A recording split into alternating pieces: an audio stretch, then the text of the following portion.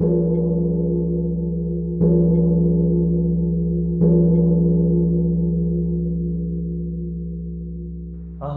이제 부처님이 우리 사는 이 세상에 오시는 그 부분과 연결되는 날이고, 당연히 이제 우리 사는 세상에 오셔서 마무리 수행을 하십니다. 마무리 수행이라고 하는 말씀을 이제 드리게 되는 그 전제는 이른바 성불, 부처님을 이룬다라고 하는 이런 크나큰 사건, 이건 일종의 결과론적인 사건인데, 그런 결과론적인 사건이 있기 위해서는 당연히 원인이 되는 사건이 전제돼야 됩니다. 그래서 때 우리는 한 3가지 정도 원인을 주목할 수가 있다는 말씀을 지난 시간에 조금 드렸죠. 첫 번째가 수기. 수기에서 시작하지 않은 성불은 없다. 공식으로 정해요. 근데 이제 수기는 부처님의 씨앗이 성립되는 단계고, 씨앗은 씨앗일 뿐이지 아직 열매는 아니거든요. 그 씨앗을 성장시키는 필수 영양소가 있어요. 이게 두 번째 인자로서 십바라밀의 성취. 그리고 이제 금생의 마무리 수행. 요 3가지가 합쳐져 가지고 우리 부처님은 성불이라고 하는 결과에 이르게 되는. 크게 우리는 그런 그림을 큰 그림으로 그리고 이 이야기에 임하시면 좋겠다 하는 말씀입니다. 그랬을 때 이제 수기 이야기 어렵지만 끝났고, 또 십바라밀 이야기도 마지막 10번째 바라밀을 남겨두면서 오늘 이제 마무리하면서 넘어갑니다. 금생에서의 마지막 수행 부분으로 이제 넘어오면 되죠.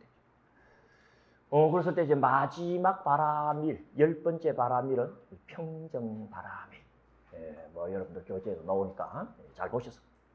먼저 그 평정바라밀 이야기 한번 우리 독송해보고 덧붙일 이야기 사족입니다만 조금 붙여보도록 하겠습니다. 17페이지죠. 두 번째 단락 한번 보세요. 부처님을 만드는 법은 오직 이것만이 아니었다. 깨달음을 잊게 하는 다른 법을 찾아야 했다. 법을 찾던 수메다는 그때 10번째로 평정바라밀을 발견했다. 그것은 옛날의 위대한 수행자들이 익히고 실천하던 것이다. 너는 10번째로 이것을 굳게 지니어라. 비할 데 없이 굳게 지내어라. 원만한 깨달음을 얻을 것이다. 깨끗한 것이나 더러운 것이나 어떠한 것이 던져지더라도 대지는 화내거나 좋아하는 일 없이 그 둘을 담담히 바라본다. 그와 같이 너는 괴로움과 즐거움에 언제나 평등하여서 평정바라밀을 완성하라. 원만한 깨달음을 얻을 것이다. 깨달음을 잊게 하는 법은 세상에 오직 이것뿐이다. 이외에는 다시 없다. 여기서 굳세게 정착. 이제 이 10번째 평정바라밀, 바로 이 지점을 넘어서서 새로운 바라밀을 추구할 필요는 없다 하는 걸 분명히 하면서 이게 이제 마지막 바라밀이라는 입장을 굳히고 계십니다. 우리는 일찍이 이 인욕바라밀하고 이 평정바라밀을 비교를 했었어요. 배경이 아주 닮았다. 대지의 비유가 나오더라. 땅에 더러운 거 던진다고 땅이 거부하는 일도 없고, 깨끗한 거 던진다고 특별히 좋아할 일도 없습니다. 땅은 원래 무정물이니까 별 반응이 없겠죠. 그걸 비유로 해서 이전에는 인욕바라밀을 설명했고 오늘은 평정바라밀을 설명을 하는데, 배경은 같지만은 주안점에는 차이가 있다 하는 걸 그때도 조금 언급을 했죠. 인욕바라밀은 좋은 것과 싫은 것 중에 싫은 것에 초점을 둔 거예요. 그 싫은 것이 왔을 때도 대지는 어떻다? 싫다 소리 하지 않는 것처럼 어떤 안 좋은 상황이 너에게 온다고 하더라도 어떻다? 굳세게 참을 줄 알아야 된다. 인욕바라밀은 이제 그런 취지였다라고 한다면, 평정바라밀은 단순히 안 좋은 것에 대해서 분노하지 않는 것뿐만 아니라 좋은 것에 대해서도 너무 희희낙낙해서는 안 된다의 균형 잡힌 그런 역점이 주어져 있다.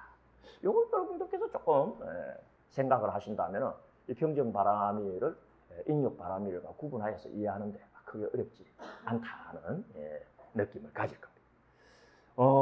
분명히 그 차이 좀 인식하셨죠, 그죠? 그랬을 때 우리가 이제 지난 시간에 자애바라밀 같은 경우는 사무량심 중에서 어떻다? 자비희, 요 3가지 무량심이 자애바라밀에 들어갈 수 있다 이렇게 이야기를 했다면, 이제 평정바람일은 사무량심 중에서 마지막 사무량심이겠죠? 평정의 무량심인데 이 평정의 무량심이 교리적으로 확충되어서 또 부처님 가르침 속에서는 역시 강조가 되고 있고 그렇게 강조되고 있는 모습이 우리 교재에도 잘 실려져 있습니다. 우리 부처님의 정규적인 가르침 속에서 평정바람일은 구체적으로 어떤 모습으로 드러나느냐? 여러분들 교재 붓다의 가르침 162페이지를 보시면은 그 구체적인 정보를 만날 수가 있습니다. 162페이지는 도처경이라고 외도 비판을 마무리하는 그런 경전인데 그 경전 속에 부처님께서 중요한 몇 가지 교의를 베푸십니다. 그 중에 하나, 이 평정바람일과 아주 밀접하게 연결이 되는 가르침이 베풀어지죠. 162페이지 제일 밑에 단락 보시면 육희행, 육우행, 육사행 그런 제목 보입니까? 말하자면 이제 육근이 육경을 인식할 때 육경이 좋은 육경이라고 해갖고 너무 집착하지 말 것이며 또 육경이 별로 안 좋고 마음에 들지 않는다고 해갖고 너무 내색하지도 말 것이며 그도 저도 아닌 것은 더 말할 것도 없이 어떤 육경을 대하더라도 평정을 잃지 말아야 된다 하는 취지에서 설해진 가르침입니다. 한번 보도록 하겠습니다. 비구들아 18가지 마음으로 담담히 행하는 수행이 있으니 어떤 부사어가 여러분들 관심을 모읍니까? 담담히 하는 말 보이죠? 아까 우리가 평정바람일 공부할 때도 담담히 보아야 한다 하면서 담담이란 말 나왔습니다. 나중에 그 해당 페이지 돌아가셔서 확인하시면 분명할 겁니다. 그래서 우리가 이 평정할 때 이 평정이라고 하는 말의 원어는 우펙샤 이렇게 되어 있는데 그 우펙샤라고 하는 원어의 접두사인 우빠라고 하는 말을 굳이 우리말로 번역하면 담담히 이런 뜻을 가집니다. 우빠 하는 말은 담담히, 익샤 하는 말은 보다. 그래서 우빠와 익샤가 합쳐서 우백샤가 된 거거든요.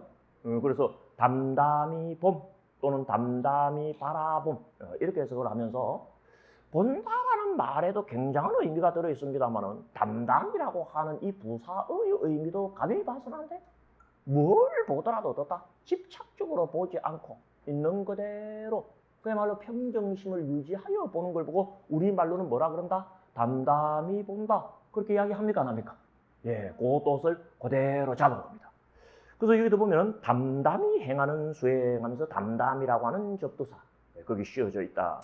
또 부사가 씌워져 있다 하는 걸 주의하시기 바랍니다. 내가 설한법으로서 어떤 유식한 사문바람들도 비판할 수 없고 이거 우리 일전에 불교라는 종교의 위대함을 이야기할 때 조직적 회의주의라고 하는 관점에서 한번 살핀 문구입니다. 어떤 유식한 사문바람들이 집단으로 회의를 한다고 하더라도 나는 능히 물리칠 수 있다. 어떤 당당함을 내세우는 종교가 뭐다? 불교다 하고 이야기하면서 첫 시간이었죠? 예, 그런 이야기 했습니다. 예, 여러분들 기억 안 난다는 것 같아요. 벌써 2달 전 이야기고 주차로 치자면 7주 전 이야기이기 때문에 그게 뭐 오늘 이 시점에서 기억나지 않는다는 것은 너무 당연한 겁니다. 그러니까 그런 이야기 했던 모양이다 이렇게 생각을 하고 고개를 끄덕끄덕하면서 그렇게 부드럽게 임하자고요. 뭐 첫 번째 참 기회가 이 다음 주면 종강이잖아요, 그죠? 그럼 이제 끝날 때가 다 된 겁니다. 이 끝날 때까지 그렇게 긴장한 얼굴 사양합니다. 그러니까 이전에 우리가 그런 이야기 한번 했던 또 그때 한번 살폈던 문구. 그런 유식한 사문 바라문들도 비판할 수 없고 더럽힐 수 없고 탓할 수 없고 비난할 수 없다라고 말했거니와 무엇을 두고 그렇게 말한 것인가? 자, 들어갑니다. 1번, 2번, 3번만 보면 됩니다. 왜? 눈으로 색을 볼 때 우리가 취해야 될 바람직한 자세 3가지. 이걸 그냥 귀, 코, 혀, 몸, 뜻 나머지 5가지에 기계적으로 적용을 해가지고 모두 18가지 이야기를 만들어낼 뿐입니다. 18가지가 되는 건 여러분들 미리 눈치를 채셨죠? 육희행, 육우행, 육사행 그러면서 이 바람직한 행법의 6 모두 18가지가 있구나. 눈치를 채셨을 거예요. 그래서 먼저 1번 보십시다. 눈으로 색을 보되 안심할 만한 색에 대해서도 담담히 행하고. 2번 근심할 만한 색에 대해서도 담담히 행하고. 담담히 바라볼 만한 색에 대해서도 담담히 행해야 한다. 아시겠죠? 그래서 뭐 귀로 소리를 듣는 경우, 코로 냄새를 맡는 경우, 혀로 맛을 보는 경우, 몸으로 촉감을 느끼는 경우도 마찬가지고, 마지막으로 뜻으로 법을 식별할 때도 안심할 만한 법에 대해서도 담담히 행하고, 근심할 만한 법에 대해서도 담담히 행하고, 담담히 바라볼 만한 법에 대해서는 뭐 말할 것도 없이 담담히 행해야 되겠죠? 요게 말하자면 18의 근행이라고도 하는데, 나누어서 이야기하자면 육시행, 유구행, 육사행 이렇게도 교리적으로 그 제목을 정해서들 학자들은 부르고 있습니다. 한마디로 말해서 어떻습니까? 좀 전에도 표현을 했습니다만 육근으로 육경을 인식할 때 안심할 만한 육경에 대해서든 근심할 만한 육경에 대해서든 중간 단계의 육경에 대해서든 담담히 바라보면서 뭘 유지하는 것? 평정을 유지하는 것. 그럼 뭘 이야기하는 건지 여러분들 눈치 빠른 사람은 벌써 와닿는 게 있을 겁니다. 결국 우리 삶이라고 하는 게 육근이 육경을 대하는, 이게 우리 삶을 범주론적으로 이야기할 때 다 포섭할 수 있습니다. 육근이 육경을 대하는 바로 이 인식 상태라고 하는 게 우리의 존재 그 전부나 마찬가지일 수가 있어요. 그랬을 때 그 육근이 육경을 인식할 때 어떤 경우라고 하더라도 뭘 놓치면 안 된다? 평정심을 놓치면 된다, 안 된다? 안 된다. 그러니까 평정바라미의 뜻을 잘 설명한다라고 하는 거 여러분들 거기서 느낄 수가 있으실 겁니다. 이처럼 이제 평정바라미를 이야기를 하면서 모든 바라미를 부처님은 마무리를 짓습니다. 다시 우리 공부하던 페이지로 넘어와 주시기를 바라요. 이제 더 없다는 겁니다. 그래서 17페이지 보면은 앞서도 읽었습니다만 깨달음을 잊게 하는 법. 여기서 깨달음을 잊게 하는 법은 궁극적으로 어떤 식으로 그 표현을 바꿀 수도 있겠습니까? 불종장을 잊게 하는 법. 여기까지 밀어붙일 수 있다 그랬죠. 그러니까 이 사람은 부처님의 씨앗이다. 천신들이 찬탄했단 말이에요. 그 부처님의 씨앗으로서의 숨에다가 부처님을 이룰 때까지는 이 10가지 방법 외에 딴 방법이 있다 없다? 없다라고 하는 것을 분명히 못을 받고 있는 거예요. 우리의 설명은 참 이 10가지가 불종자를 잊게 하는 모든 덕목을 포함한 방법이다라고 하는 이 커다란 선언 앞에 충분한 설명이라고 할래야 할 수가 없습니다. 여러분들 스스로 이 십바라밀승지사를 몇 번이라도 읽으시면서 이 10가지 덕목이 지니고 있는 의미를 제가 볼 때 조금이라도 여러분들이 실천해 보는데 나는 의미가 있다. 그렇게 생각합니다. 그래서 이제 예컨대 우리가 평정바라밀 끝에 이야기했으니까 평정바라밀이 우리 차원에서 실천한다면 어떤 것이 평정바라밀을 현실적이고 구체적이고 이 현장에서의 실천법이 될 수 있을까? 이런 것도 우리가 한번 문제 제기를 해야 돼. 그런데 저는 이 평정바라밀을 자연스럽게 실천할 수 있는 가장 좋은 방법 중에 하나는 요거라고 생각해요.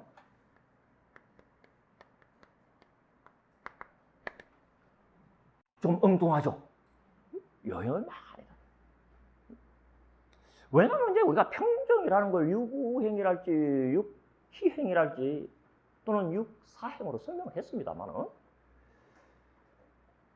불교에서 말하는 평정이라고 하는 말의 의미는 수동적 평정이 아닙니다. 다시 말해서 그냥 마음의 감정적 레벨이 없이 평온하게 유지되는 걸 보고 단순히 평정, 우펙샤 이렇게 부릅니다. 그럼 뭘 보고 평정이라고 하느냐? 이질성과 다양성을 수용할 줄 아는 능력을 평정이라고 그래. 응? 무엇과 무엇을? 이질성. 그리고 다양성이라고 하는 것을 능히 품을 줄 아는 능력을 보고 뭐라 그런다? 평정. 그러니까 지가 늘 살던 데서 마음이 굴곡을 탈 이유가 뭐가 있고 감정적 레벨이 오락내릴 필요가 뭐가 있습니까? 늘 보던 사람이고 늘 하던 짓인데 그렇잖아요? 근데 자기가 늘 보던 것도 아니고 늘 하던 것도 아닌 어떤 것, 그럼 자기가 늘 해왔던 것과는 질이 다를 수가 있어. 이질적인 것들이지. 그런 이질적인 것들이 한두 개도 아니고 어떻습니까? 다양한 것이 세상이잖아요. 그런 이질성과 다양성의 어떤 상황에 처해서 어떻다? 너가 마치 늘 함께 했던 것들처럼 익숙했던 것처럼 네 마음에 감정적인 그런 요동이 없이 평온함을 유지할 수 있겠니? 말하자면 이 포인트거든. 그건 뭐다? 네 스스로가 그런 이질성과 다양성에 대한 수용의 능력을 한껏 갖고 있냐 이거예요.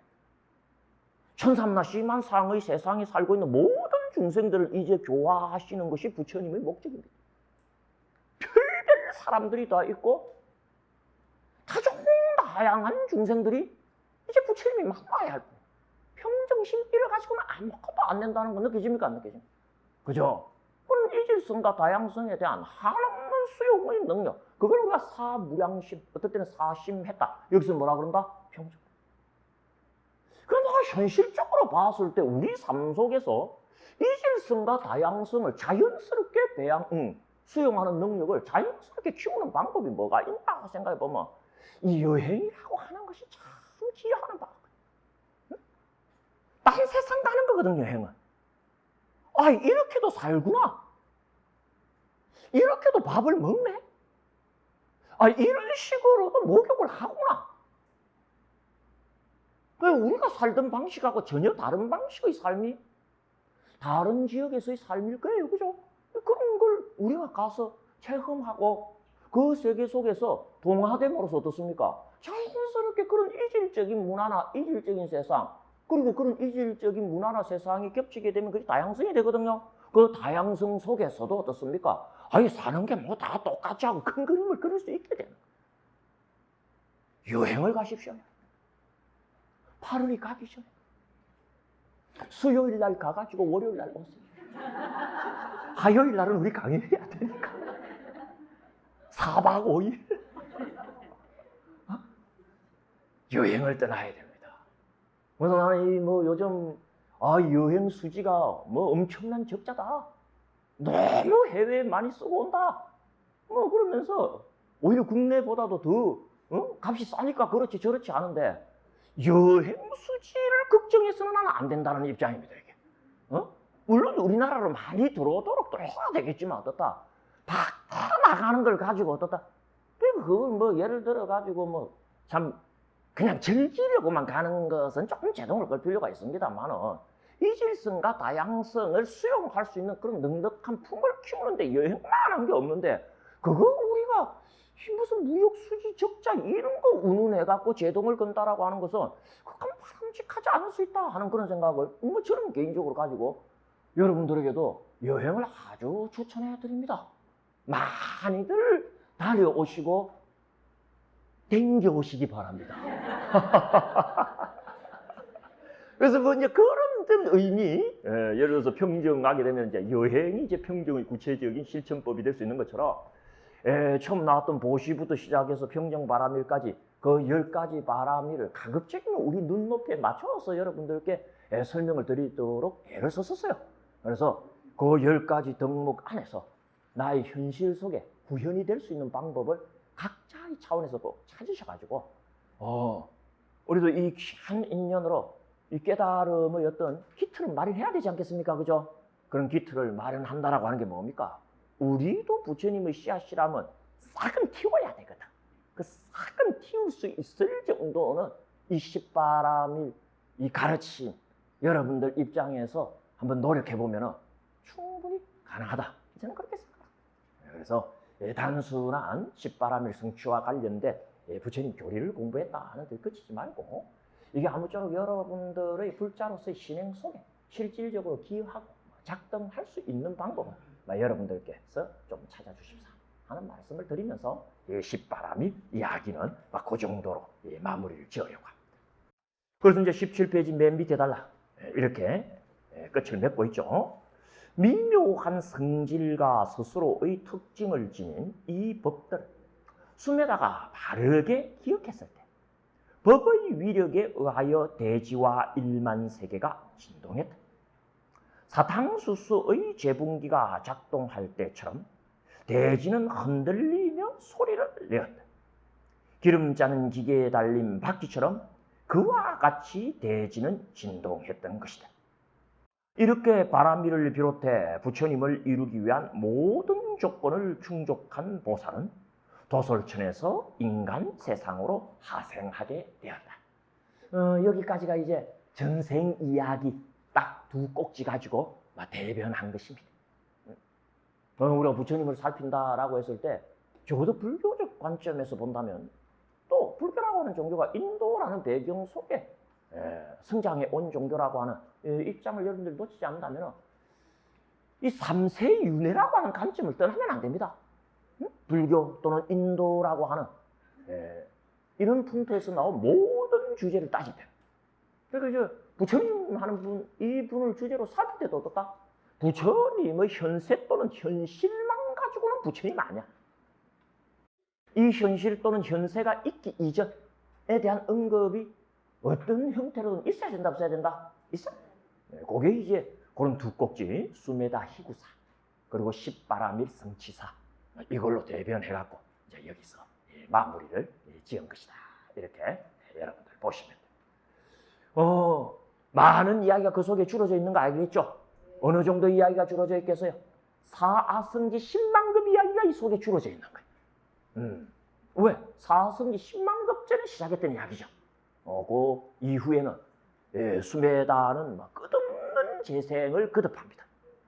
얼마만큼? 사아성지 10만급 동안. 그 사아성지 10만급 동안 재생을 거듭하다가 그 거듭된 재생의 마지막 주처가 뭐다? 도솔천이 됩니다. 우리가 알기로는 도솔천, 내원궁 이렇게들 이야기하죠.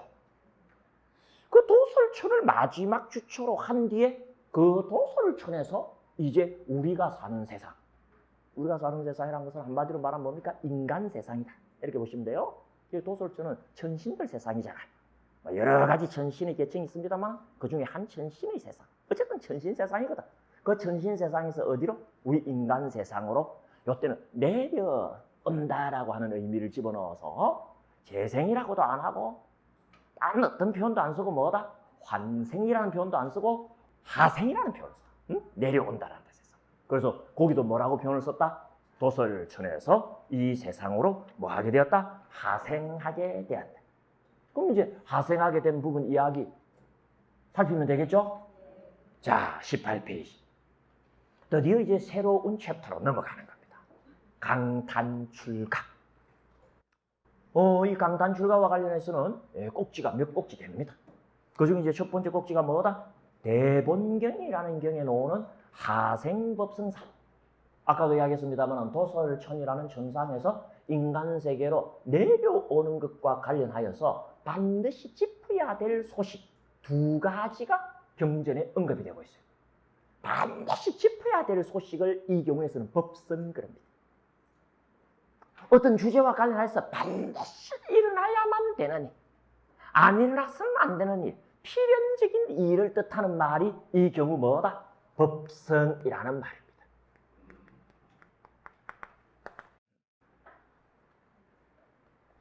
그래서 이제 부처님께서 도솔천에서 인간 세상으로 내려올 때는 두 가지 법성이 있어요. 그리고 이제 인간 세상으로 내려왔다라고 하는 것을 현실적으로 이야기하자면 뭡니까? 마야 부인의 태에 드는 거거든. 마야 부인의 태에 들어가지고도 몇 가지 필연적인 일이 벌어진다, 안 벌어진다? 벌어집니다. 그래서 마야 부인의 태에 들게 되면 반드시 벌어져야 될 일이 5가지가 있어. 그 다음에 이제 진짜로 태어난다는 것은 그 태로부터 출산해야 진짜로 태어나는 거죠. 그죠? 그 태로부터 출산하고 나서는 반드시 벌어져야 되는 일이 9가지가 있습니다. 모두 몇 가지입니까? 참 계산이 어려울 거예요. 그죠? 모두 16가지. 이제 보살 탄생의 16법승사 그럽니다. 이걸 갖추어서 부처님을 이룰 본생보살이 이 세상에 내려올 때는 도솔천에서 내려오는 걸 기점으로 잡아가지고 어떻다? 내려올 때 두 가지 사건 반드시 벌어져야 되고 태속에서 5가지 사건 반드시 벌어져야 되고 나와가지고 9가지 사건이 반드시 벌어져야 돼. 이건 부처님을 이루는 모든 보살에게는 이 사건이 벌어지지 않으면 안 돼. 예를 들어서 대봉경이라고 하는 경은 우리 부처님의 일대기를 설하는 경이 아닙니다. 비바시 부처님의 일대기를 설하는 경이에요. 대봉경은. 그 대봉경에서 비바시 부처님이 비바시 보살로 있다가 비바시 부처님이 되잖아요. 또 도솔천에 있다가 내려오거든. 그럴 때 비바시 부처님에게 벌어진 일이 모두 몇 가지가 있다? 16가지 필연적인 일이 있어요. 그 비바시 부처님에게 벌어졌던 16가지 탄생과 관련된 필연적인 이 사건은 그 뒤에 뭐 시기 부처님이 되었던 배사부 부처님이 되었던 우리 부처님 바로 직전의 가섭 부처님이 되었던 우리 서가모니 부처님이 되었던 하여튼 보살이 부처님을 이루기 위하여 탄생할 때는 어떤 보살에게나 반드시 벌어지는 일로 경전에서는 알아새겨져 있어요. 그래서 이제 대봉경에 오는 16가지 일은 그대로 누구에게도 벌어지는 일이다. 우리 서가모니 부처님에게도 벌어지는 일이라고 적용을 해도 되는 거죠. 그래서 때 어떻다? 크게 세 파트로 나뉩니다. 제일 처음에는 뭡니까? 내려오는 거죠. 그 다음에는 해임하는 거죠. 그 다음에는 출산하는 거죠. 이 3가지 과정 속에서 반드시 지켜져야 될 것. 그래서 하생법성사에 2가지 법성이 나옵니다. 미리 그 남바 여러분들하고 정하고 가면 참 좋아요. 18페이지 대봉경 하생법성사 보셨죠? 그거 보면은 2단락 모두 3단락입니다만 크게 2가지 사건을 기록하고 있어요. 그런데 보살이 하생할 때는 이러한 어떤 일들이 일어났다? 필연적인 일들이 일어났다. 그렇게 돼 있죠? 보살은 도솔천 전신의 몸으로 있다 죽은 뒤 기억과 지혜를 갖춘 채 어머니의 태에 들었으니 이는 어떤 일이었다? 필연적인 일. 이게 1번이에요. 그리고 그 다음에 이제 보살이 도솔천 전신으로 있다 죽은 뒤 어머니의 태에 들 때 전신, 악마, 범천 요게 이제 2번째 필연적인 일입니다. 그게 이제 하생법성사 전체를 포괄하고 있어요. 그리고 여러분들 20페이지 한번 가보십시오. 20페이지 가보시면 대봉경 회임법성사 하는 편 보입니까? 21페이지부터 시작하죠. 거기는 한 단락마다 필연적인 일이 언급이 됩니다.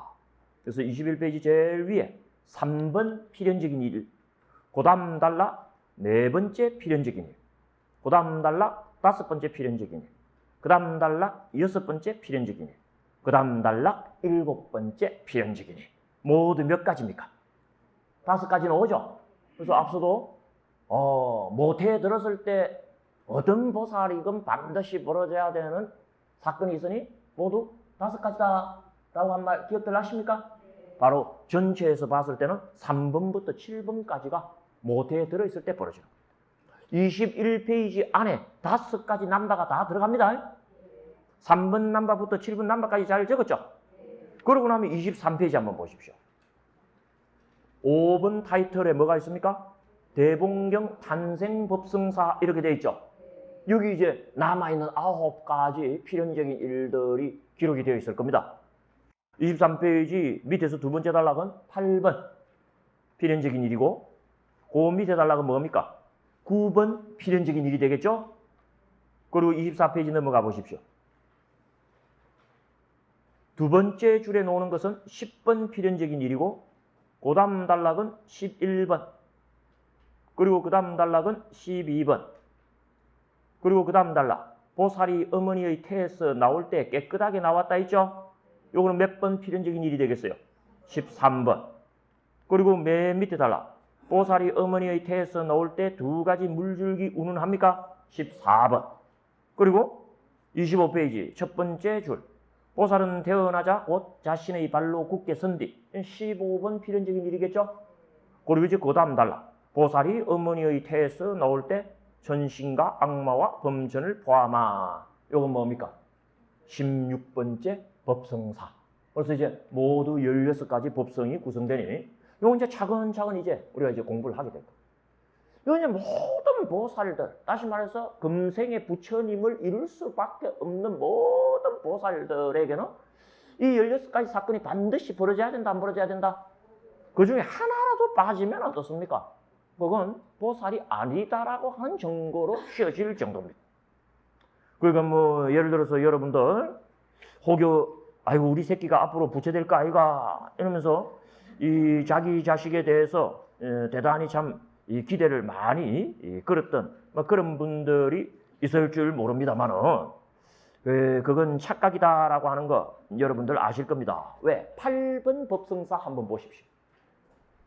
23페이지 대봉경 탄생 법성사 중에 8번 있죠? 8번 뭐라고 되어 있습니까? 보십시다. 이렇게 보살이 탄생하자 역시 필연적인 일들이 함께했다. 곧 보살이 태어난 지 7일 만에 보살의 어머니는 죽게 되고 도솔천 전신의 몸으로 재생했으니 이는 필연적인.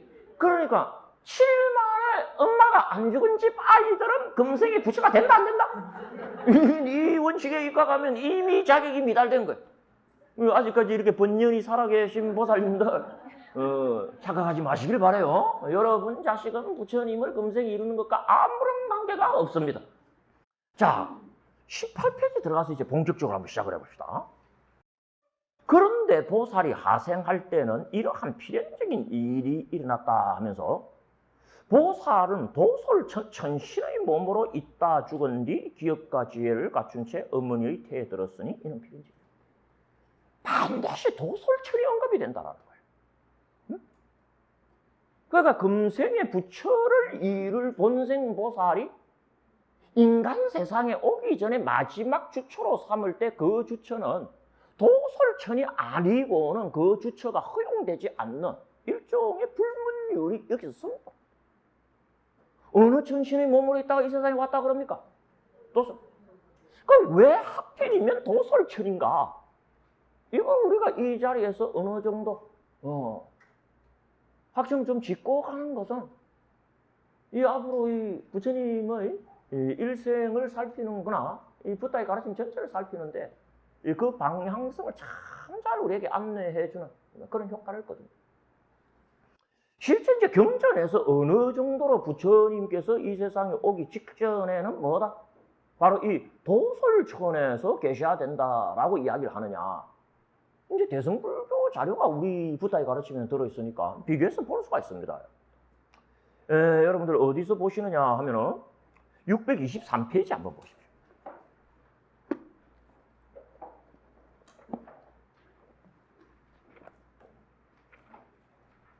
이제 화엄부 이야기입니다. 그 623페이지 보면 셋째 지도자 불자들이라 이런 말 보입니까? 이 화엄에서는 이 부처님을 이루는 이 아주 정규적인 모델로서 10단계의 수행법을 제시를 합니다. 소위 보살 10지인데 그 중에 이제 초지에서는 10가지 큰 원을 세운다. 이렇게 그 덕목이 명시되어 있어요. 그 10가지 큰 덕목 중에서 또 큰 서원 중에 세 번째 서원이 뭐다? 지도자 불자 되리라 라고 하는 서원입니다. 그 서원을 보시면 여러분들 이렇게 되어 있어요. 또 이러한 위대한 서원을 일으키니 모든 부처님이 출현하는 모든 세계에 남음없이 나아가되 한 부처님도 빼지 않고 부처님이 출현한다면 다 나아가서 보되 도솔천에서 사시던 것을 비롯해 하생하시는 것, 해인되시는 것, 태에서 머무시는 것, 탄생하시는 것. 그렇게 나옵니까? 안 나옵니까? 이제 부처님 일대기와 관련된 주요한 대목들이 뒤에 나옵니다만 이 출발은 뭐로 나옵니까? 도솔천에서 사시던 것을 비롯해 그리고 도솔천에서 사시던 것 하는 말 다음에 나오는 게 뭡니까? 하생하시는 것 이 말 나오죠. 그 말은 이 생에 인간 세상에 하생하시기 전에는 모든 곳에서 출현하는 모든 부처님들이 어디에 계시다가 오신다? 도솔천에 계시다가 오신다. 이 뜻을 그대로 우리에게 보여주는 거예요. 이건 뭐 보통 이야기가 아니고요. 715페이지 한번 봐보십시오.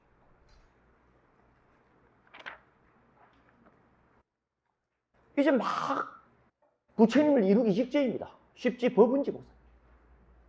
그래서 앞서는 이제 화엄의 초지인 환희지보살의 10대 원 중에 세 번째 원을 가지고 모든 부처님은 인간 세상에 오기 전에 도솔천신의 몸으로 있다가 내려온다라고 하는 그 정황을 살폈다면 이제 화엄 십지 중에 10번째 지위의 보살을 우리가 법은지보살 그래요. 그 법은지보살은 이제 부처님 되기 위한 일종의 뭡니까? 가상 실험을 많이 합니다. 그 다음 지위가 불지니까. 그런 법은지보살의 특별한 행법 속에 다음과 같은 이야기가 들어있어요. 715페이지 보셨죠? 모든 미진수 국토에 다 원하여 재생하다 이런 말 보입니까? 이제 부처님이 되기 전 마지막 행법인데 그때 참 재밌는 말을 해요. 다시 또 승리자의 아들이여 하면서 금강장 보살이 해탈을 보살에게 이런 말을 합니다. 법은지의 보살은 한 세계에서 재승의 도설 천궁에서 거주하는 것부터 시작하여 하생하고 태들고 연습을 하되 연습도 어떻게 한다? 도솔천궁에서 거주하는 것부터 시작한다라는 거예요. 거기도 재승의 도설천궁이란 말 보입니까? 안 보입니까? 보이죠, 여러분들? 참 이게 이제 한 두 가지 정도 여러분들께 우리의 접근의 분기점을 소개를 합니다만 이 부처님 가르침을 보면은 도설천이라고 하는 하늘에 특별한 어떤 이 연결고리가 느껴져요. 하고 많은 하늘 중에 독하면 도설천 이야기가 심지어는 도설천 이야기가 어디 나오느냐? 아까 읽었죠? 8번째 법성사. 보살의 어머니는 보살을 출산하고 7일째 되는 날 이 세상을 떠나야 됩니다. 떠나고 어디 가신다라고 되어 있어요?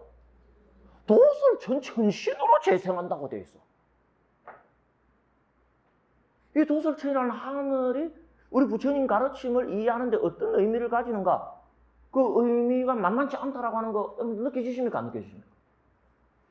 그리고 그래서 이제 도설천이라고 하는 하늘을 오늘 우리가 집중적으로 봐야 됩니다만 또 하나는 뭐냐면은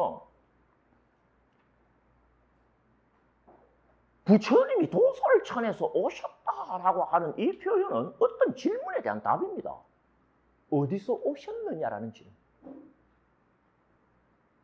그럼 우리가 어디서 왔냐라는 질문을 하게 되면 자연히 그 질문의 행간에 떠오르는 질문이 어디로 가느냐라는 질문. 그죠? 어디서 와서 어디로 가느냐? 여러분들은 어디서 오셨습니까? 도남동에서 왔습니다. 이러지 마세요.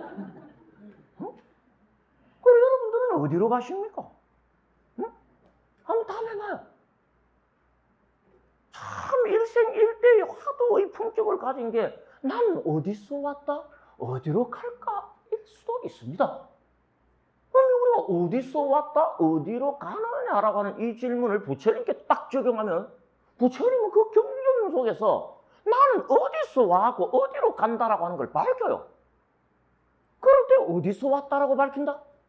도설천에서 왔다고 항상 이야기하시는 거야.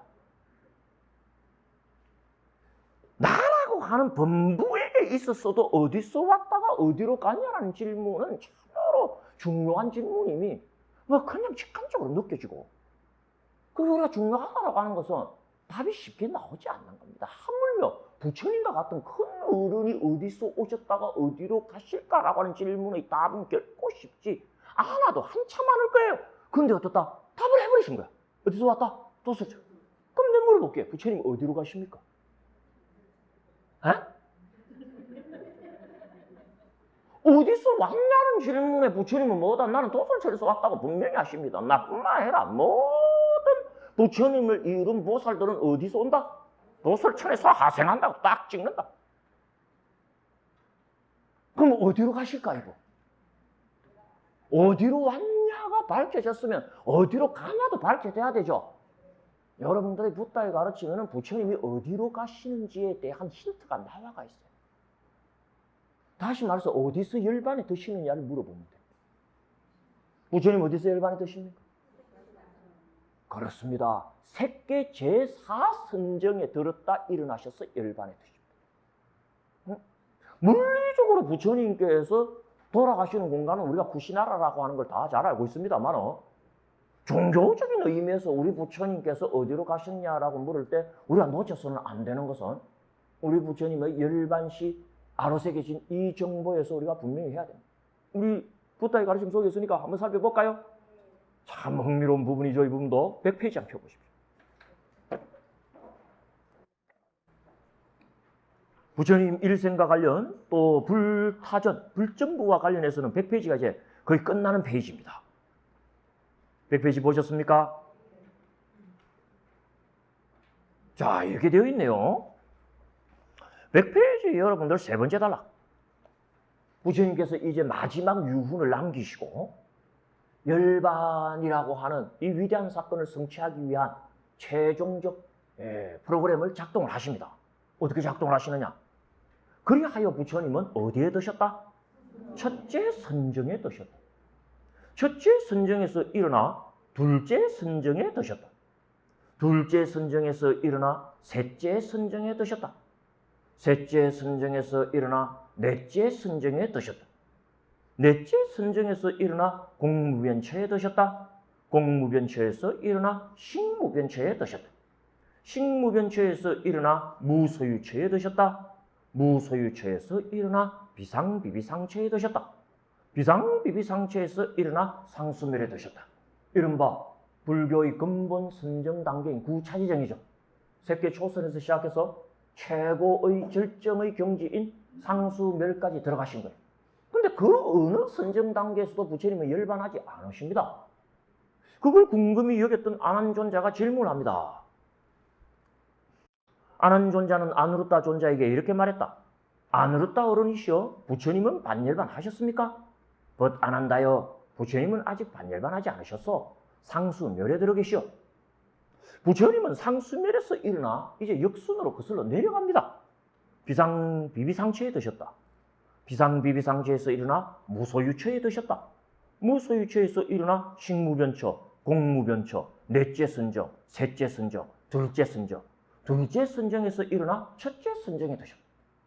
그러니까 초선부터 상수멸까지 9단계의 선정을 점점 경지를 심화시켜서 절정까지 가는 동안에도 열반이 안 드시고 다시 우리의 현실과 맞닿을 수 있는 셋째 초선까지 나오는 동안에도 열반이 안 드시고 다시 거슬러 들어가십니다. 그러니까 깊어지셨다가 다시 현실 가까이 놓으셨다가 다시 들어가셔요. 다시 들어가는데 재밌습니다.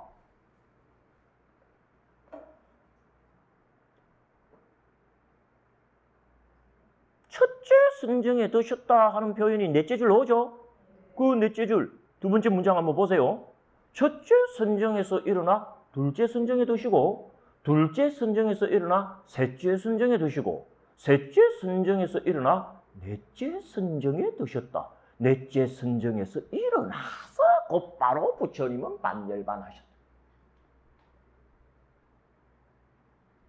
뭐 화두일 수 있고 또 우리같이 그렇게 깊지 않은 불교적 영향을 가진 사람에게도 나름의 많은 암시를 주는 대목입니다.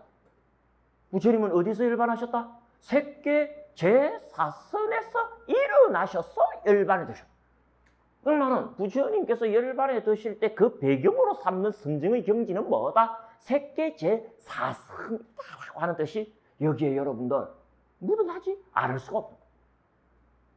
부처님을 이해하는 아주 중요한 두 가지 틈새입니다. 그분은 도서촌에서 오셨고 새끼 제4선을 베이스로 열반에 드신 분이다. 요 스토리가 환하게 들어와야 돼. 그래야지 말하자면 불타로 부처님의 정체성이라고 하는 것에 대한 자기 견해를 웬만큼 인정받을 수가 있는. 왜 부처님은 하필이면 도솔천에서 오셨을까? 그리고 왜 부처님은 가실 때 하필이면 그 많은 선정 단계 중에서 어떻다? 새끼 제4선에서 그걸 베이스로 하여 열반에 드셨을까? 아마 우리가 부처님 공부를 하면서 만날 수 있는 많은 문제의식 중에서도 가장 품격 있는 문제고 가장 그 스케일이 대단한 그런 문제 꼽아라 그러면 나는 방금 여러분들께 드렸던 그 두 가지 질문을 합니다. 오늘 그 중에서 어떻습니까? 왜 도설천에서 왔는가에 대하여 우리 수준에서 나올 수 있는 부분까지는 한번 만져볼 생각입니다. 자, 도설천이라고 하는 하늘, 참 특이한 하늘입니다. 이 하늘. 많은 사람들은 지금도 도설천 내원궁에는 미륵보살님이 계신다라고 하는 이 부처님의 말씀을 신봉을 하고 있죠. 그래서 이건 정말 보살들이 부처님을 이루기 위하여 하생하기 직전에는 반드시 거쳐야 되는 필수 코스가 뭐다? 도설천이다라고 하는 거. 우리가 이제 상식적으로 갖고 있다. 그럼 우리가 이제 직감적으로 생각할 때 도설천이 굉장히 좋은 데구나라고 생각할 수가 있어요. 그래서 이 도설천 내원궁을 중심으로 한 그런 천상계를 미륵, 복토 이렇게 부릅니다. 우리 이제 극락정토라는 말을 쓰죠. 그 극락정토와 대비시켜갖고 뭐다? 미륵, 복토. 극락은 깨끗한 땅이고 도설천은 어떻다? 복된 땅이라는 뜻에서 복토라는 말 참 그 정토라는 말과 더불어서 참 듣기 좋은 말이에요. 응? 그게 불릴 정도로 이 벌써 모든 본생보살들이 마지막 주처를 도설천으로 삼는 한에는 도설천이 대단한 그런 복락을 누리는 곳이구나. 우리가 이제 이렇게 흔히 생각하지만 그렇지는 않습니다, 여러분들. 도설천이라고 해봤자 불교의 천신간에 입각하게 되면 다 아시죠? 불교의 천신간은 크게 6개의 천신들의 세계가 있고 그 위에 뭐가 있다? 3개의 천신들의 세계가 있고 그 위에 뭐다? 무색 개의 천신들의 세계가 있어요. 당연히 올라갈수록 그 천신의 세계는 더욱더 복된 세계고 더욱더 바람직한 세계입니다. 왜냐? 수명이 점점 늘어나요. 올라가면 올라갈수록. 그 수명이 늘어난다는 것은 뭐냐? 수명이라고 하는 것도 복이거든요. 우리가 복을 중심으로 생각한다면 6개의 천신보다는 3개나 무색개의 천신이 훨씬 복토입니다. 6개 천신 안에서도 도설천은 어디쯤 위치하고 있는 하늘이다? 6개 제4천입니다. 제일 밑에 사왕천이 있고 그 위에 33천이 있고 그 위에 야마천이 있고 그 위에 있는 하늘이 뭐다? 도설천. 그러면 도설천 위에 어떤 하늘이 2개 더 있다? 화락천 내지 타화 자재천이라는 하늘이 기다린다 안 기다린다? 기다린다. 이래서 도설천 천신들이 하루를 살 때 그 하루는 우리 지상의 400년에 해당이 된다고. 근데 그 위에는 화락천은 하루가 지상의 800년에 해당이 돼요. 그리고 그 위에 있는 타화자재천은 하루가 지상의 뭐다? 1600년에 해당이 돼요. 그러니까 이를 공비로 한 일종의 등비수열을 짭니다, 이게. 그럼 가면 갈수록 기하적으로 숫자가 늘어난다는 거예요. 그러니까 별거 아닌 하늘이에요. 도설천이라는 게. 그래서 실제 우리 붓다의 가르침 자료 안에도 다음과 같은 대목을 여러분들 만날 수가 있습니다. 어디를 여러분들 한번 보시느냐 하면은 다난자니경을 이제 소개를 하고 싶어요. 219페이지 한번 보십시오. 사리부의 아주 신앙 돈독했던 이 불제자가 한 명 있었습니다. 다난자니라고. 그 다난자니가 이제 세상을 떠나게 될 때 사리불의 말하자면 호스피스를 좀 받아요. 그때 이제 나오는 대화입니다. 219페이지 펴셨습니까? 자, 거기 셋째 달라. 보시면 다난자니여 어떻게 생각하시오 하는 말 보이죠? 인간과 사대왕천의 천신 중 어느 것이 낫소? 사리부따님, 사대왕천의 천신이 낫습니다. 다난자니여 어떻게 생각하시오? 사대왕천의 천신과 33천의 천신 중 어느 것이 낫소? 33천의 천신이 낫습니다. 이 사리불과 다난자니의 대하에 나오는 이 다난자니경은요, 우리 불자들이 오랫동안 갖고 있는 오해 한 가지도 풀어주는 유명한 경입니다. 재미삼아 그것도 한번 볼 수가 있습니다만 219페이지 두 번째 단락 바로 보면서 시작해도 괜찮겠네요. 그 위에 단락이죠. 단한자니요 어떻게 생각하시오? 지옥과 축생 중 어느 것이 낫소? 사리푸타님 축생이 낫습니다. 단한자니요 어떻게 생각하시오? 축생과 아기 중 어느 것이 낫소? 사리푸타님 아기가 낫습니다. 뭐 느끼겠습니까? 그 우리가 기본적으로 삼합치를 외울 때 지옥, 아기, 축생하고 외워요. 그죠? 지옥이 제일 나쁘고, 그 다음에 아기가 나쁘고, 그 다음에 축생이 나쁘고, 지옥, 아기, 축생, 수라, 인간천, 이렇게 이제 육도를 여러분들 그렇게 외워왔을 거예요. 근데 여기는 뭐, 제일 나쁜 게 뭐다? 지옥. 그리고 지옥하고 뭘 비교합니까? 축생을 비교해갖고, 그러니까 축생이라고 하는 이 단계의 생존을 지옥 중생의 고통과 결부시킬 정도로 안 좋게 보고 있는 거예요. 그리고 분명히 뭐라고 그럽니까? 축생하고 아기 중에 어느 게 낫소 할 때 뭐가 낫다 그럽니까? 아기가 낫대. 그러니까 지옥, 아기, 축생 순이 아니고 뭐다? 지옥, 축생, 아기 순인 거야. 그 지금 경론을 보게 되면은 중국 쪽으로 넘어오면서 지옥, 아기, 축생의 흐름이 논서에 많이 출현하면서 그게 우리 익어버린 거예요. 육도윤회 이야기할 때. 원전에 가까워지고 인도 불교에 가까워질수록 어떻다? 축생보다는 아기가 그래도 나은 편이고 아기보다 축생이 안 좋은 편입니다. 가장 근위 있는 자료. 그건 지옥, 축생, 아기냐, 지옥, 아기, 축생이냐 와 관련해서 가장 근위 있는 자료가 뭐다? 이 단한자니 경이에요. 이 경에 보면 뭐라 그랬다? 지옥 다음에 축생, 축생 다음에 뭐다? 아기 하고 쫙쫙 밟아간다. 그 밟아가면서 우리가 이제 보려고 했던 부분 219페이지 그 밑에 단락이죠. 아까 보는 거 계속 이제 보시면 됩니다. 자, 33천의 천신과 야마천의 천신 중에는 어느 것이 낫소? 사리푸타님, 야마천의 천신이 낫습니다. 단한자니요 어떻게 생각하시오? 야마천의 천신과 도솔천의 천신 중에는 어느 것이 낫소? 사리푸타님, 도솔천의 천신이 낫습니다. 자, 그 다음 질문 잘 보세요. 단한자니요 어떻게 생각하시오? 도솔천의 천신과 화락천의 천신 중 어느 것이 낫소? 사리푸타님, 화락천의 천신이 낫습니다. 질문이 계속 이어지고 답이 연결되는 것은 사리불존자가 그 답을 인가하고 있고 인정하고 있다는 뜻입니다. 다시 말해서 사리불의 뜻이요 그건 궁극적으로 누구의 뜻이다? 부처님의 뜻이다. 그럼 여러분들 경전에서 볼 때, 초기 불교 자료에서 볼 때 도솔천과 화락 중에 어느 것이 더 낫소? 그러면 화락천이 더 나아.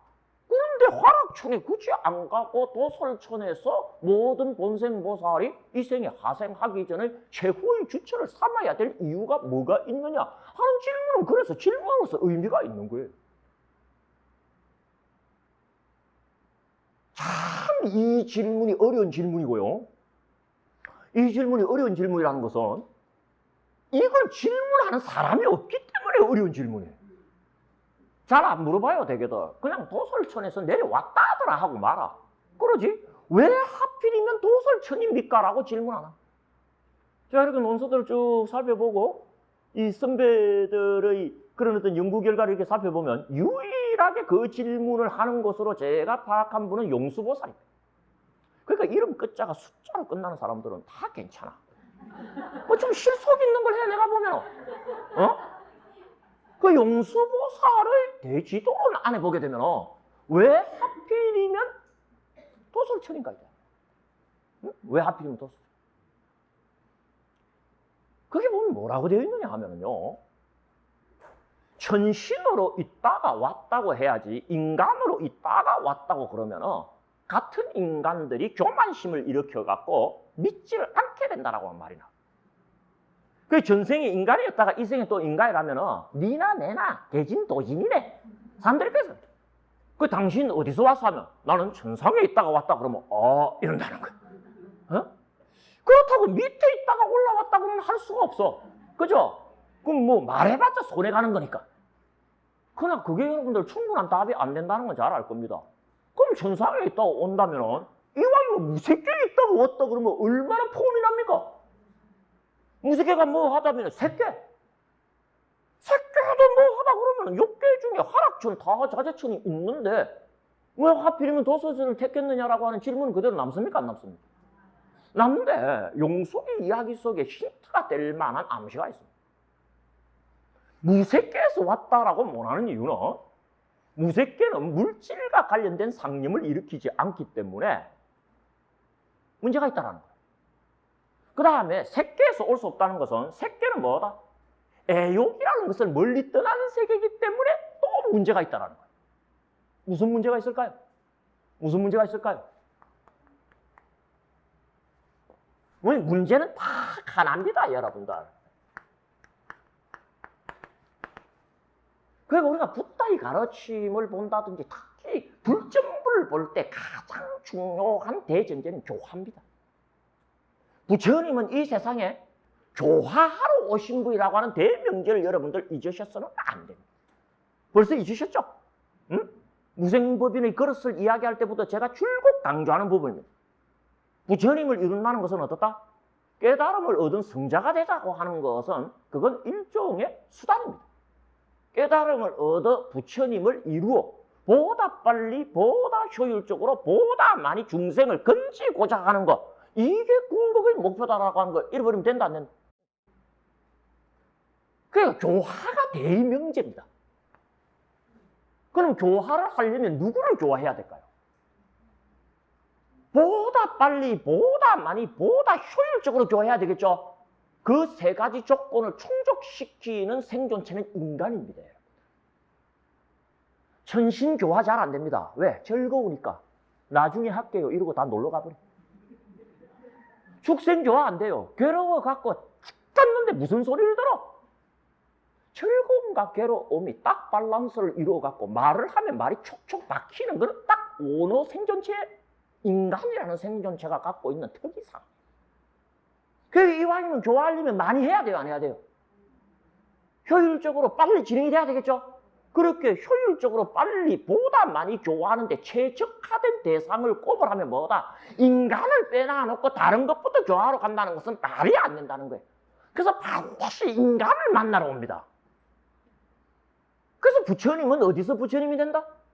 축생에서 부처를 이루는 분이 없고 천실에서 부처를 이루는 분은 없어요. 반드시 인간에게서 부처를 이루는. 왜? 인간이 교화하기에 최적화된 조건이기 때문에. 즐거움을 느끼기 때문에 즐겁다라는 말을 알아들어요. 우리 진짜 즐거움의 세계로 가자 그러면 맞아, 그리로 가야 돼 하고 거기 끄덕거려. 그래, 지금은 괴롭지 않냐고 이야기하면 어떻습니까? 어제도 복통을 알아봤기 때문에 어떻다? 괴로움에 대한 현실적 질감이 있다 없다? 있는 거야. 그러니까 말하면 말이 참 이렇게. 그러니까 부처님께서 이 세상에 오신 이유는 교화 때문에 왔고, 교화는 누구를 교화하기 위한 것이다? 인간을 교화하기 위한 것이다 라고 하는 전제를 세워보면 아까 용수보살의 이야기의 그 힌트가 얻어집니다. 무색계는 어떻습니까? 형체에 대한 집착 자체가 없기 때문에 인간을 만날래야 만나는데 자유가 발생합니다. 왜? 인간은 형체를 갖고 있어요, 안 갖고 있어요? 갖고 있으니까. 두 번째, 색계천에서 올 수가 없다는 거예요. 색계천은 아까 뭐라 그랬습니까? 애욕으로부터 해방되었다 그랬죠? 장애가 된다는 거예요, 인간을 만나는 데는. 왜? 인간은 어떻습니까? 애욕이라고 하는 것이 휩싸여삽니다. 그러니까 이 둘은 말이에요, 인간을 만나는 데는 너무 격차가 심한 곳이에요. 그러면 인간을 교화하기 위해서 인간을 만나려면 인간과 가장 접근하는 위치에서 인간이 존경할 만한 자리를 잡아야 돼. 그러면 무색계나 색계보다는 어떤 하늘이어야 된다? 욕계 하늘이어야 된다. 아, 욕계천에 가긴 가야 되겠다는 게 느껴집니까? 안 느껴집니까? 어차피 인간으로 하생할 때 아주 중요한 포인트가 뭐냐면 비행기가 착륙하는데 비유하자면 연착륙을 해야 되겠다. 무색계에서 인간으로 내려올 때는 경착륙이 될 확률이 크고 색계도 경착륙할 확률이 있습니다. 근데 같은 욕계에서 욕계로 떨어지면 어떻습니까? 이미 고도가 낮아진 상황이죠. 그러면 스무드하게 내릴 수 있습니까? 없습니까? 내릴 수 있다. 그런데 욕계에 그러면 뭐가 있다? 인간이 있습니까? 없습니까? 욕계에 인치가 있죠? 그러면 인간으로 있다가 오면 제일 좋을 거 아니냐? 이건 아까 뭐라 그랬습니까? 지난해나 전생에 같은 인간이었다 그러면서 존경심을 일으킨다 안 일으킨다? 귀할 마음을 일으킨다 안 일으킨다? 안 일으킨다. 그러니까 교화를 위한 최적화된 위치가 어떤가를 면밀 주도하게 살핀 뒤 도솔천이 제일 좋네 하고 판단했기 때문에 모든 보살들은 도솔천을 뭐로 삼는다? 최종적인 주초로 삼고 온다는 거예요. 그러면 자, 인간은 지나내나 하는 교만심을 일으키니까 안 되고 새끼나 무새끼는 어떻습니까? 이건 너무 격차가 심해서 안 되고 하면은 역시 어디다? 6개의 6개의 하늘이 그 주체가 되면 되겠죠? 그럼 우리가 당장 생각할 때 어디면 제일 좋습니까? 아니 사왕천보다는 33천이 좋고 33천보다는 야마천이 좋고 야마천보다는 도솔천이 좋고 도솔천보다는 화락천이 좋고 화락천보다는 다자재천이 좋다면 다하자재천이 있다가 오면 제일 좋을 거 아니냐? 우리 단순 논리는 그렇게 성립합니까? 안 합니까? 한데 그런데 화락천이나 다화자재천에 있다가 인간의 세상으로 오더라도 그건 연착륙이 아니고 경착륙입니다. 욕계 육천 안에 세 가지 구별이 있다고 부처님 써요. 이른바 삼종 욕생이라는 게 있습니다.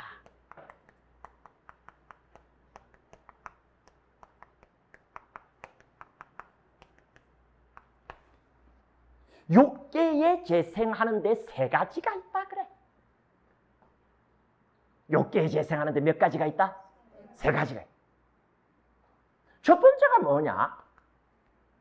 조금 전문적인 용어, 또 좀 전문적인 용어를 또 써야 돼요. 그죠? 그래야 우리는 또 공부한 것 같은 느낌도 들고 하네.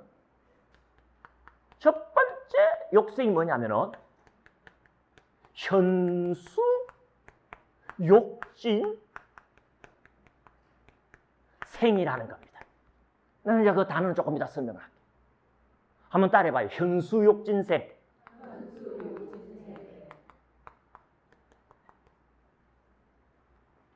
그리고 두 번째가 뭐냐 그러면은 두 번째는 이제 여기 이제 바로 적어 드릴게요. 자변욕진생이라는 게 있어. 욕진생이란 말은 이제 뒤에 갖고. 자변욕진생. 그리고 이제 세 번째가 뭐냐면은 파화욕진생이라는 게 있습니다. 한번 따라해보세요. 자변욕진생, 파화욕진생. 이 벌써 뭘 이야기하는 거 느껴지죠? 현수욕진생이라는 건 뭐냐? 이 현이라고 하는 것은 실제입니다. 실제. 실제 느낄 수 있는 용락의 세계에 재생하는 것. 실제 느낄 수 있는 용락의 세계에 재생하는 것. 이걸 보고 뭐라 그런다? 현수욕진생. 그럼 자변욕진생은 뭐겠어요? 자기가 변화하여 만든 용락의 세계에 재생하는 것. 다하욕진생은 뭡니까? 남을 변화시켜 만든 용락의 세계에 재생하는 것. 그렇게만 들어가고 무슨 소리인지 모르겠죠? 자, 설명 들어갈게요. 다하욕진생은 어디에 태어나는 것을 특징적으로 말한 것 같아요? 다화자재천이지. 다화자재천 할 때 다화가 나옵니까? 안 나옵니까? 조금 이따 이제 설명을 드릴게요. 그걸 이제 전문적으로 뭐라 그런다?